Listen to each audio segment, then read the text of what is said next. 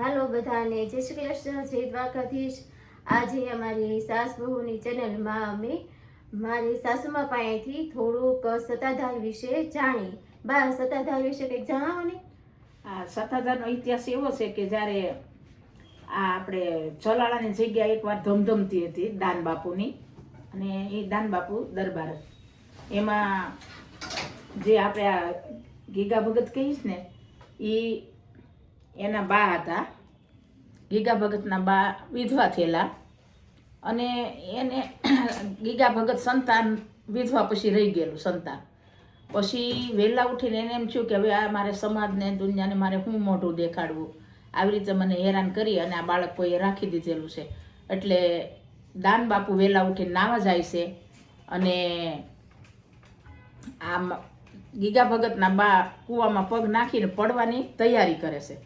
પછી ત્યારે દાન બાપુ જઈ અને એ દીકરી આ શું કરશે કે આપઘાત કરવો, આત્મહત્યા કરવી તો મોટું પાપ છે કે, એટલે તરત એનો હાથ પકડી કે નહીં કે તમે મહાન સંત છો, તમે મહાન સંત છો અને તમે મને રહેવા દો, મારે તમને શું વાત। તો કે નહીં, આ તારે જે દુઃખ હોય ને એ મને કે એનું નિવારણ હું કરી।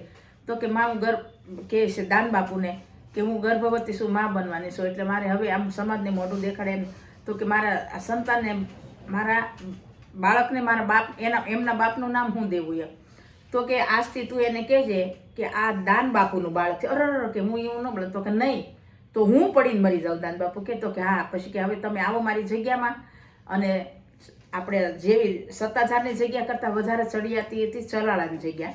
હા, ચલાળાની જગ્યા। તો કે હાલો તમે રહ્યો, અને દળણા પેલા હાથે દળણા દળીને રોટલા ઘડતા, દળણા દળો, સેવા કરો, ગૌશાળામાં સેવા કરો, અને એને 9 મહિના થતા સંતાન, એ નામ પાડ્યું ગીગો, દીકરો છો। હા, એને દીકરો છો એનું નામ પાડ્યું ગીગો।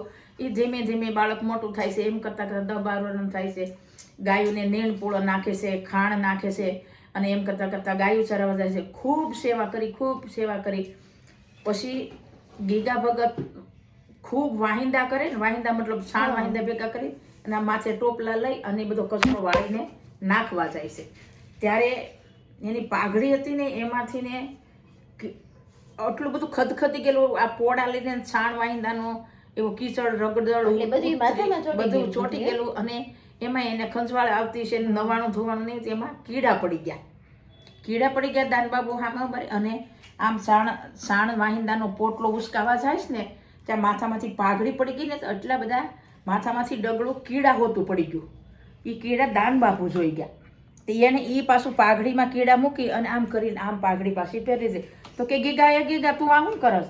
તો કે એ માણા વાહે માણા ગદરે છે, એ કીડા મને ખાય છે, એમાં એનું ભરણ પોષણ થાય। બાપા ખાવા જોઈએ, મને ખાય છે ને, કે હું અનાજ ખાઉં છું ને કીડા મને ખાય છે, એને હું ક્યાં ફેંકી દઉં કે। એટલે મેં લઈને પાછા માથે મૂકી દઉં કે ઓહો કે વાહ ગીગા વાહ, તારી તો કે ભક્તિ છે કે તું તો આપા દાના કરતા સળિયા તો નીકળ્યો કે, અને કે હવે તારી ભક્તિ પૂરેપૂરી પાકી ગઈ છે, અને તું જા, અને હું તને એક આ વાંસ આપું છું કે, વાંસડો આપણે લીલો વાંસ આ વાંસ આપું છું, આપણે નળિયામાં નાખતા નહીં, અને એની માથે લીલી ધજા આપી, અને કે તું તારા નસીબ ઉપર છોડ, અને તું સત્તાધાર તારું હંધાઈથી સળિયાતું થાય, સતને આધારે સ્તંભ કોડી દે, એટલે ચલાળાથી સળિયાતું અને આપા દાનાથી સળિયાતું આપો ગીગો થાય। એમ કરી અને કે તું હાલતા તને જ્યાં એવું લાગે કે અહીંયા મગનો હાથ્યો છે, ઉપારી પૈસો છે, ત્યાં તું સતને આધારે જઈ અને તું જ્યાં હાલ્યો જાય ત્યાં રસ્તામાં આવે ને ત્યાં તારી પૂરેપૂરી ભક્તિ પાકી જાય, ત્યાં તું આ ખોડી દેશે। એ સતનો સ્તંભ કહેવાય। એટલે ગીગા ભગત હાલતા બસ ત્યાંથી સલાળાથી રજા આપી, એટલે મીંડા હાલમાં માથે ધજા છે, હાલતા ઈ વેરાન છે, રણ એટલે કે જંગલ છે। હાલતા ત્યાં પોગી ગયા આંબાઝર નદીને કાંઠે, ત્યાં આંબાઝર નદી છે।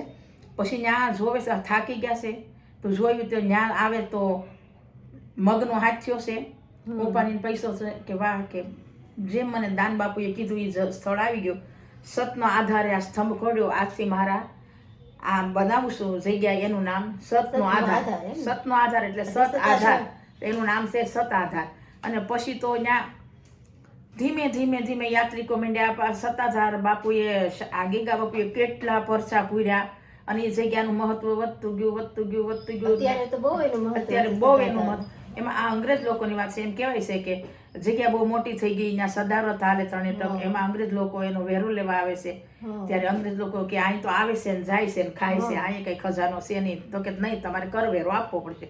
તો કે તો હાલો મંદિરની પાછળ ભૂતનાથ મહાદેવ છે, ત્યાં એક હતી બોરડી હતી ને.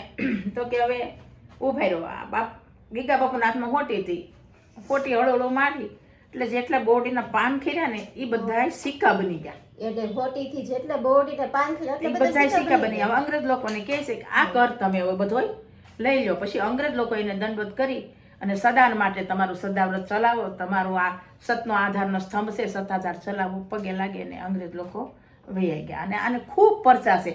હકીકતથી તમે હૃદયથી, મનથી, અંતરથી ને આની કોઈ બી નાની હોની માનતા કરો ને, એટલે અમે તો માનતા કરતા ને તે આપા ગીગાનો રાબડો. હા, તે મારે અવડો મોટો ઘંટલો હતો. હું નાય ધોઈ, માથું ધોઈ અને હવા ગળ્યું ઘઉં લઈ અને નિરાતે ભરડી પછી આમ સોળી અને ઝાટકી અને આપણે કેમ ખીચડી ઓરીએ છીએ એમ એકદમ પાણી ઉકળે એટલે એ ઓરી દઈ અને એ પાકી જાય પછી એના પ્રમાણમાં ગોળ નાખી પછી દીવો કરી અને જય સત્તાધારવાળા આપા ગીગા એમ કરી ને આજ તમે અમારી બધી ઈચ્છા પૂરી કરશે. જે આપણે જે સંકટની માન્યું એ તમારી જરૂર એની ઈચ્છા પૂરી થાય છે, પણ હૃદયથી ને. હા, અમે તો રાબડો અને 2 દીવા માનતા, પણ એ સફળ થયા વગર રહી નહીં, પણ હૃદયથી માન. હા, એ સત્તાધાર આપણે અહીંયા જુનાગઢથી નજીક થાય છે, ગરમાં આવેલું છે. તો હાલો, તમે બધાએ સત્તાધાર વિશે જાણ્યું તો ઘણું બધું બાએ સમજાવ્યું આપણને. તો આજે ચાલો તો હું તમને બા પાસે લઈ જાઉં કિચનમાં. બા શું સબ્જી બનાવે છે તે બતાવું. બા શેનું શાક બનાવો છો? આ દેશી કોબી અને આ પાંદડી વાલોળ, આપણે જે ઊંધિયામાં નાખીને વાલોળ, એ વાલોળ છે. પાંદડી વાલો છે તો એને પાણીમાં ગરમ કરવી પડે ને પેલા, બહુ ઓલી. આ ગરમ એનું એ કારણ છે કે આ કઠણ દાણા હતા ને થોડાક, એટલે થોડીક ઉકાળી નાખી, નકર એને કઈ જરૂર ન હોય, હારો હાર ચડી જાય. ઉકાળી નાખી પણ થોડીક કૂણી ને થોડીક ઓલી બે હતી ને એટલે ઉકાળી નાખી. બે મિક્સ નાખી દીધી. તો ચાલો અમારું શાક થાય પછી તમને બતાવો. તો મરચા દવાઈ કેમ? હા, મરચા તળાઈ ગયા. સરસ. બસ શાક રેડી થઈ ગયું છે.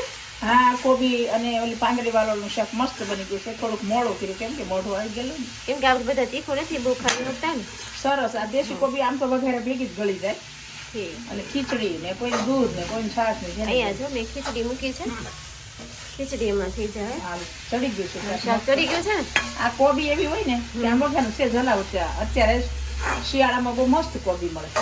કુણી હોય છે એકદમ, અને એનું આપણે સ્વાદ બહુ સારું. બહુ સારું સ્વાદિષ્ટ.